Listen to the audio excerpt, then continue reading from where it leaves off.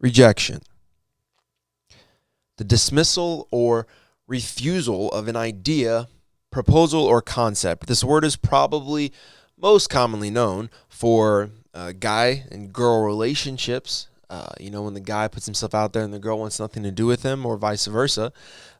Father and or mothers who neglected their child that they gave birth to, whether by the child now needing to be adopted or whether just by one parent being absent in that child's life. It's also used in the medical field when talking about organ transplants such as kidneys or something even life-threatening. Well, everything's life-threatening with medical field, but specifically like the heart and that vital organ. If those organs that have just been transplanted are not being received into the body they've been transplanted into, the term is called rejection. This is one word with so much power, so much impact, so much effect. But what if I told you that that power, that impact, that effect could all be for your good? All of it. What if I told you that rejection could be one of the greatest things that you could ever experience in this life? It sounds too good to be true, right? I thought so too. But if you stick with me for just the next few moments, I promise you'll see that it's not. Because today, we're going to talk about embracing rejection. Welcome back to Life with Jalen.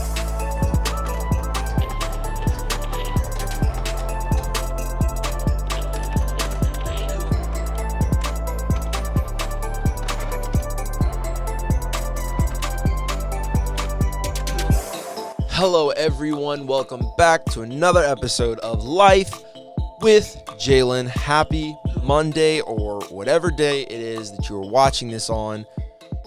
Happy day.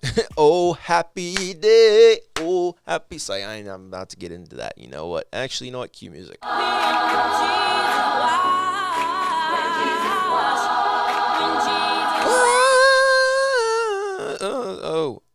Sorry. I thought it was still going. Anyway, happy whatever day that it is for you. Hope you're having an awesome week. I hope you had a great weekend. I hope the Lord is having his way in your life and you are loving 2020 so far. Super excited about today. This is episode 10 since the rebranding and the relaunch of Life with Jalen. 10 episodes, guys. That's really exciting, especially when you think about the fact that there's only been 14 Mondays since the first episode. The first episode was November 4th, and it's only been 14 Mondays since then. That means we've only missed 4 Mondays, and the reality of it is I launched this because it was time to launch it, but I launched it in the busiest season of the year. I've launched it right before Thanksgiving and Christmas and New Year's and all the traveling and holidays, and even then only missed 4 Mondays. That's super, super, super, you know the word, exciting. And I'm super glad to be back with you. And honestly, I could not think of a topic that I am more pumped and ready to talk about than rejection. I know it's a weird thing to be excited about, but I am, because it's only because I've truly learned, thanks to the grace and the strength and the mercy of God, how to embrace rejection. Now I'm going to kind of paint you a picture here, because right now I feel like as I say embrace rejection, a lot of you are visualizing this text word rejection spelled out and me wrapping my arms around it, saying how much I love it. That's not what I'm talking about when I say embrace rejection. I don't like rejection. Rejection hurts. Rejection is very uncomfortable, but I have learned how to embrace rejection. And I want to use the word embrace in a different definition, the other definition of the word, not in the physical touch definition, but in the definition that is acceptance or a support, a willingness and an excitement or an enthusiasm to embrace something, a concept, an idea, an emotion, a thing. Not physically embrace it and pull it in, but mentally accept it and find the best out of it. That's what I mean by embracing rejection. I know it seems like a strange concept. I mean, who would even want to confront or face rejection? It's uncomfortable. It's embarrassing. In some cases, it could even be humiliating. I already talked about a boy putting himself out there for a girl, but think about that. Like, he puts himself out there. He's like, yo, he's talking to his bros. He's like, yeah, so-and-so, she's kind of cute and kind of like her. And I mean, just there's something about her, man. She's great, but I'm kind of worried. What if she doesn't like me? And they're like, nah, bro, shoot your shot. And they're pumping him up and hyping him up like, go ahead, bro, you got this, you got this. And he goes out and he's like, what's up, girl? So can I have your number? And he's talking to her and he's trying to like, see if he's got a chance. And she out of nowhere goes, oh no, like, I mean, you're nice, but I don't like you like that. And we're just really good friends. And or worse, he's over there like, oh well, thank God she just said friend. She could have said ... And next thing you know, she's like, in fact, you know what? I love you so much, and I don't want to date you because we would ruin our friendship. You're like my little brother, and that is the worst. If you've ever been brother zoned, I will pray for you. That is the worst, gentlemen. I'm sorry. I don't know if that. I guess guys can do that. Guys can sister zone someone or friend zone a girl. It happens. But yes, it's a humiliating, uncomfortable, embarrassing experience. Rejection. Nobody wants to face that. It hurts and it's uncomfortable. And in some cases, it's just straight up awkward, especially after that whole boy-girl interaction when he's got to walk away like, oh, this is awkward. Like, nobody's happy to have to deal with that. But it's there's a blessing about it. It's very hard and it's very well disguised by the harsh word that we have come to know as rejection. But it is there. Now, there might be some of you out there that are going to disagree with this concept completely, and you might think that I don't have enough background or experience or the say-so on this topic to talk about a way to truly embrace it. But that's exactly why I am talking about this topic, because through this long journey called life, God has showed me how to embrace rejection that I've experienced. Rejection from job opportunities. I tried to apply for a government job years ago. Thankfully, the Lord had other plans, but I did not get accepted when I thought I would. Different scholarships and even relationships. Oh, yes, I have been rejected by females. Oh my God, what? Yes, it happens. Don't let any guy act like he has never been rejected. He's lying to you, or maybe he's not lying. But if that's the case, never mind. We're not going to get on that subject. Not going to chase that rabbit trail. But yes, even with relationships, I have been rejected. But for me personally, even greater than those, I'd say those are like the shallow end of the pool for me when it comes to rejection. But for me, going all the way back to my childhood, I've experienced rejection. My father and mother broke up when I was about 1, and I did not get to meet my father until I was almost 12. And even though we had an off and on relationship, and in his defense, it was the best that he knew how to give. And he did the best of his ability, and I have nothing against him. I learned to love him the way he was and to accept him the way he was. But that was kind of the beginning of this trail that I would go down, because that's not even the relationship for me specifically that I wanted to talk about when it comes to rejection. But he did start that whole trail of having a struggle specifically with men, because I constantly found myself in situations when men would let me down. They wouldn't follow through with a promise, or they wouldn't show up when they said they would, or they would hurt me in some way, shape, or form. And one in particular, there was a young man that joined our church, and immediately we connected. He got the Holy Ghost, got baptized, was a new convert. He was on fire for God, teaching Bible studies, involved in Sunday school. He even got married. He found a lovely, lovely young lady in our church, and they got married, and they were happy newlyweds, and it was great. And I had my big brother in my life, and that father figure, if you would, there. And it was amazing. And he was the guy that I talked to about everything. He was the guy I talked to about the girl crush that I had going on. I was like, yo, so-and-so, I kind of like her. What should I do? And he was like, just go up to her and do the shoulder touch. Hey, I'm not going to tell you what that reference is from. If you know, you know. If you don't, you don't. But anyway, no, not like that. But he was like, well, go talk to her, man. Tell her how you feel. Blah, blah. Or he would like hype me up in some way. Or he took me camping. He just did all the guy things that I constantly wanted to do and wasn't doing. And he just became a very awesome big brother for me. And it was an awesome experience, an awesome opportunity. And I will never forget the day. It was Sunday.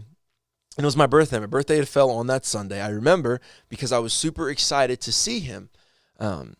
because I hadn't seen him the week before. He wasn't there the week before, and I didn't think anything of it because it was just a normal Sunday. But this Sunday was my birthday, so this dude is definitely showing up. He's going to hit me X amount of times.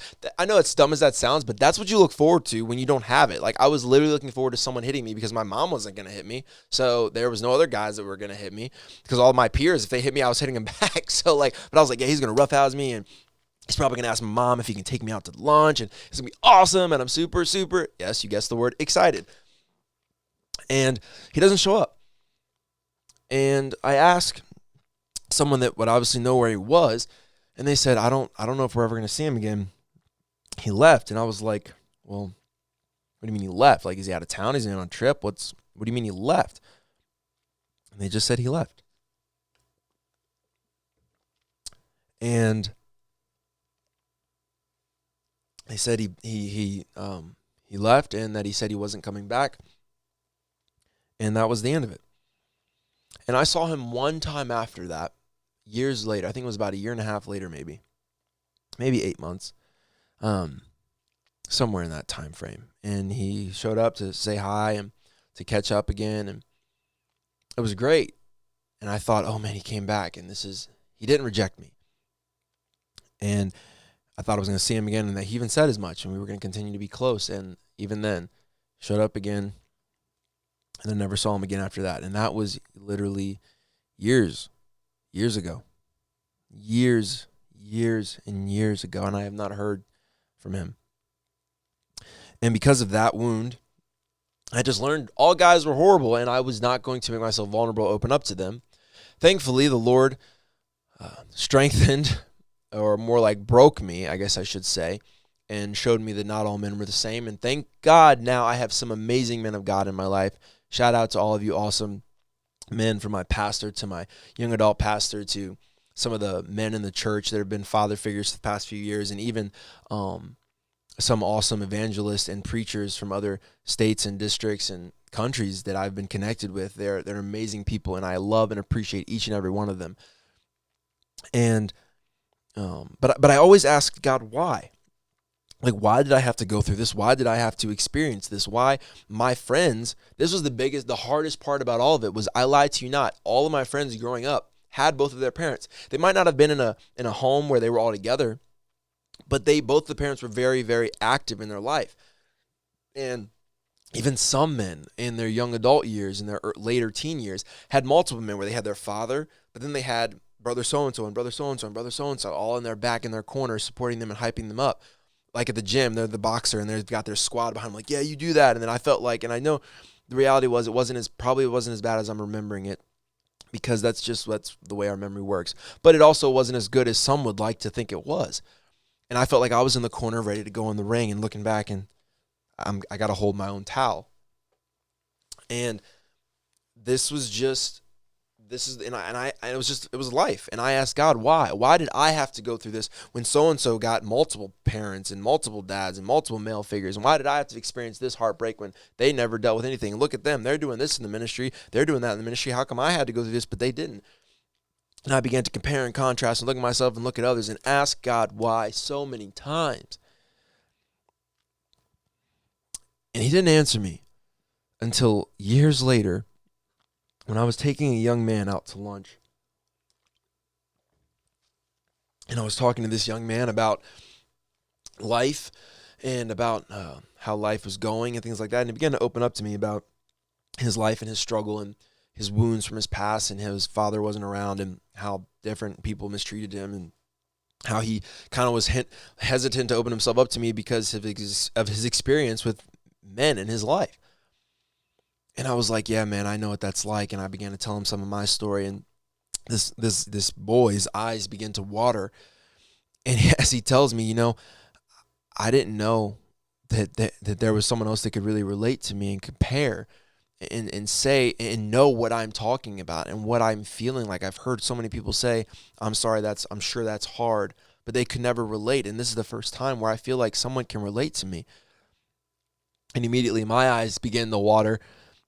And I just smiled, because it was literally as if God's finger was right here on my chest saying, see, right there. That's why you had to go through what you went through. Because if you didn't go through that, you wouldn't be able to relate to him right now. And it was like a light bulb in my head. It wasn't just that scenario, but it was every scenario from my past where there was rejection involved, where there was hurt involved, where there was pain involved, when there was discontentment involved, when there was trials and tribulations and abuse and neglect and rejection and oppression and depression involved.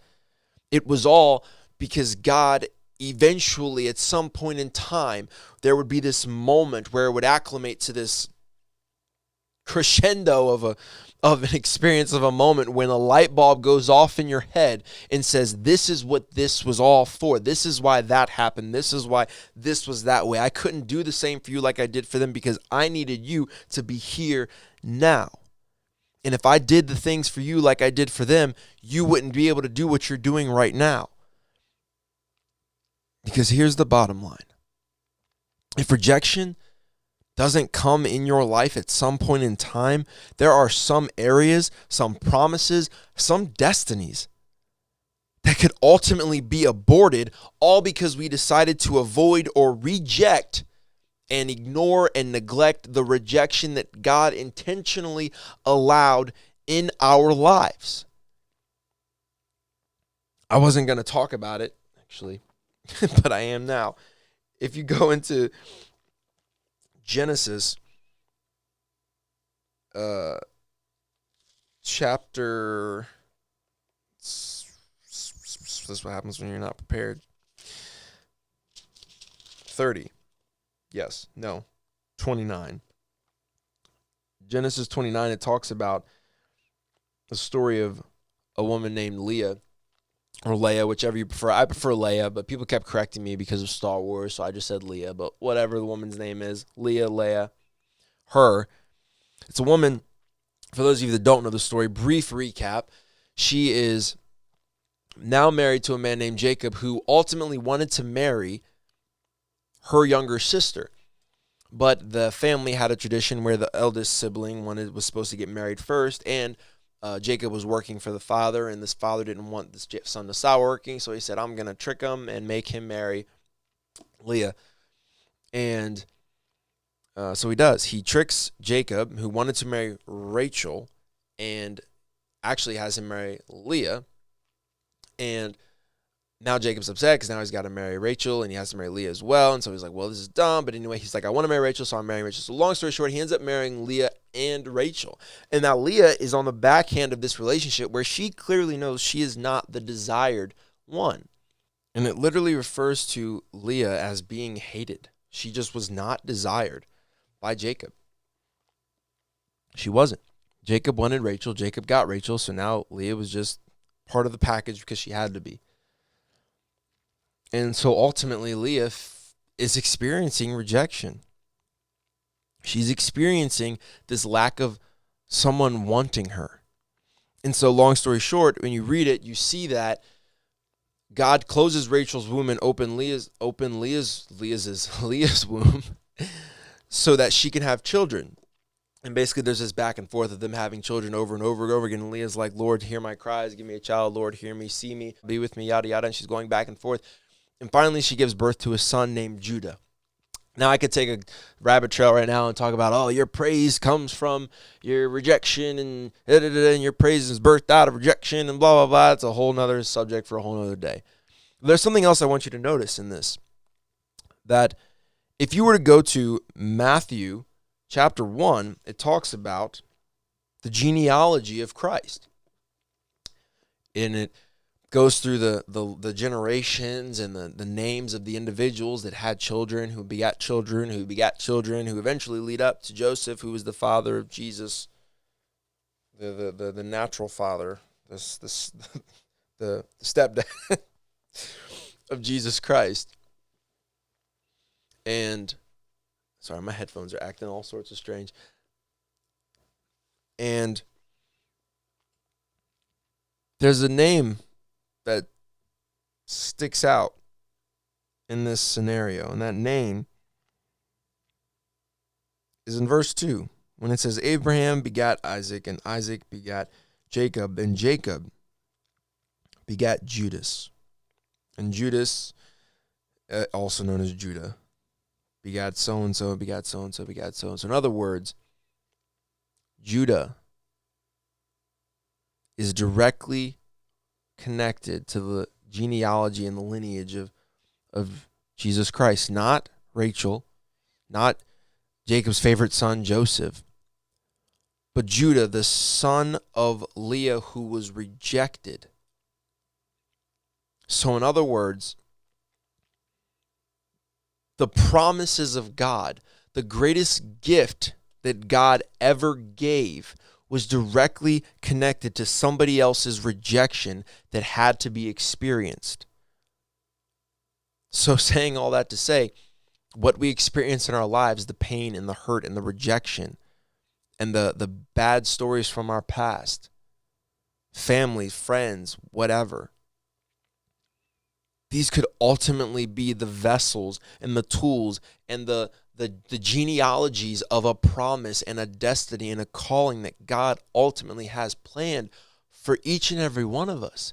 But we run away from the rejection, we abort the rejection, we avoid the rejection. And what ultimately could we be avoiding and could we be aborting when we leave what we think is just a way of protecting ourselves and hiding our vulnerability and ignoring and blocking away the embarrassment and the humiliation and the uncomfortableness of rejection, when in fact we could realize that there is something so powerful in the rejection that we see? What would happen if in our mind and in our spirit we could start seeing rejection, instead of seeing it as a denial of access, instead of seeing rejection as a you can't have this or you can't do that, instead of seeing rejection as a negative, as a denial, as a no thank you, as a nope, not you, back up, homie. Instead of seeing rejection as a denial, what if we saw it as a correction to someone who's getting off course, or to something that we are not meant to have, and God's trying to steer us away and saying, no, that's not really meant for you. Or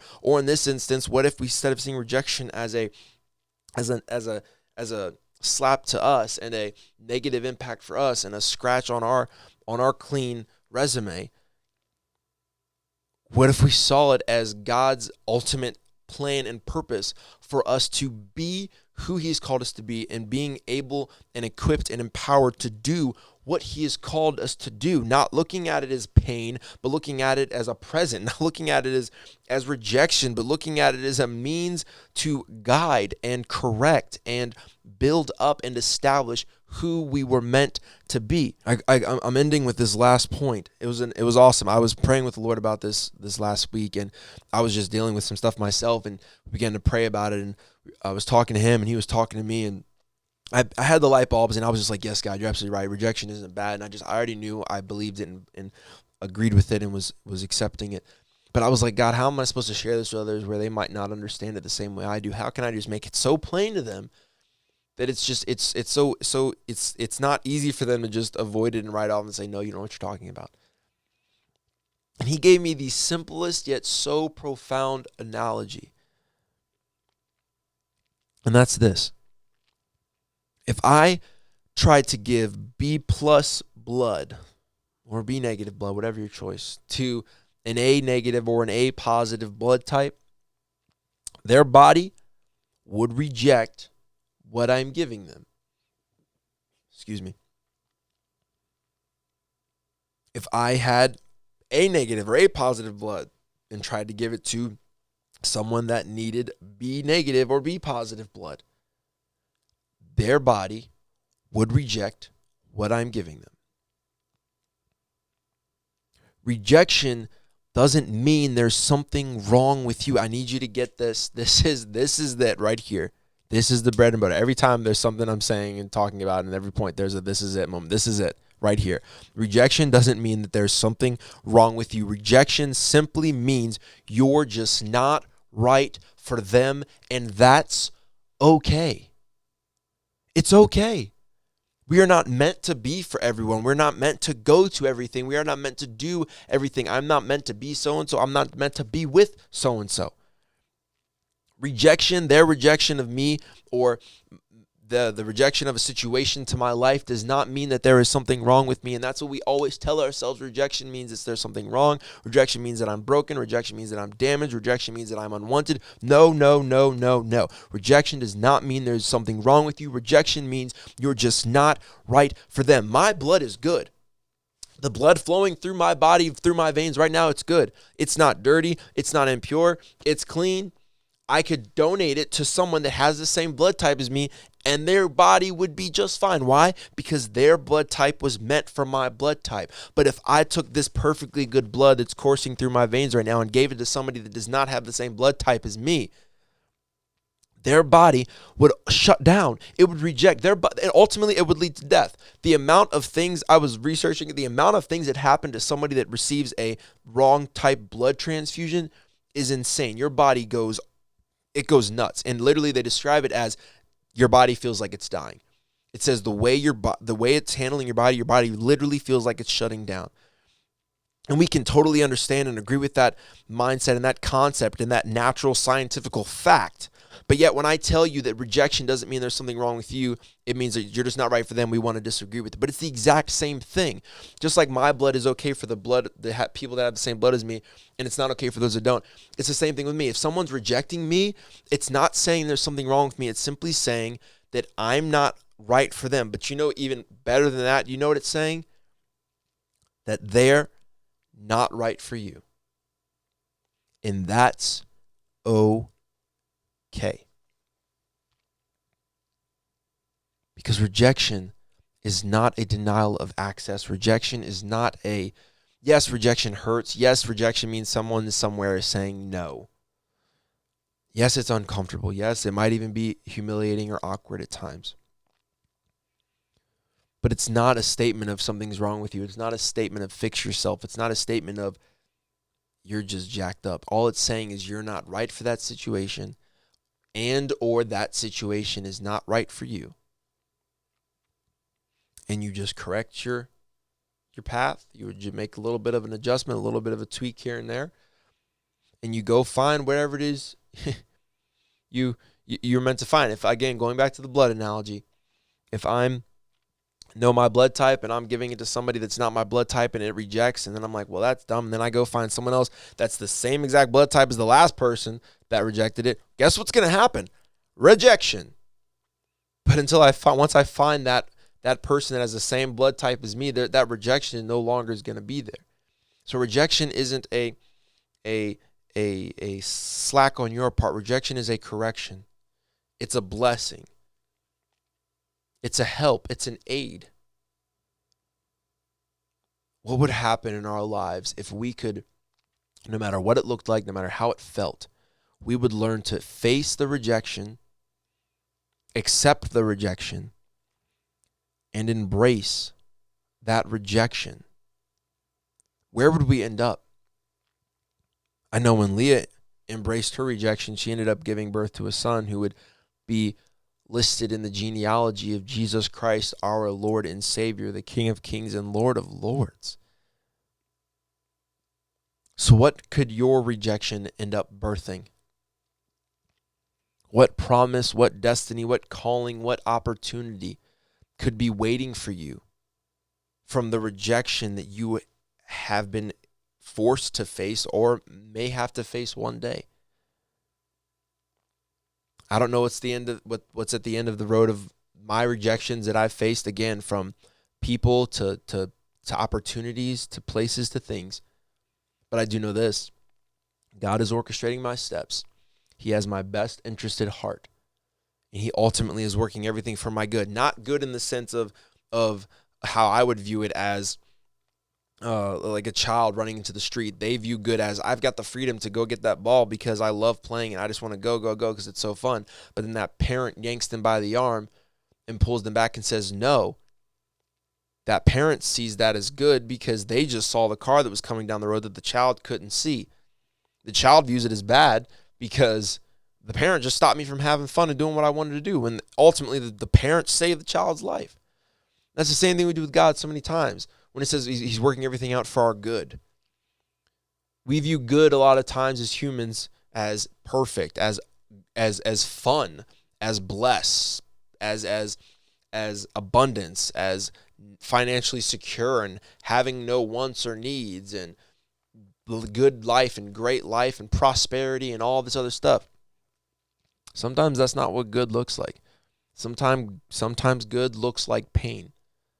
Sometimes good looks like hurt. Sometimes good looks like rejection. But I trust my Father. And I know He, wherever He is at, where He's at, He's looking at where I'm ultimately supposed to go. So why would I try to, change this path and avoid this when He's standing at the best version of myself that could ever possibly be? He's standing there looking at it, and He says, if you would just follow these paths and embrace those moments that I'm allowing your life to face, you ultimately can reach the promises and the purposes and the plans that God has put. If we would just learn to embrace the pain, embrace the hurt, and embrace the rejection. I hope and pray that this has helped someone as much as it has honestly, genuinely helped me. This is a concept that I've been praying and dying out of myself to the Lord to understand more and more and to accept more and more, because it is a hard pill to swallow. But when we just simply learn to just trust and believe and hope in God who knows and sees all, and embrace the rough times and embrace the hard times and embrace the rejection,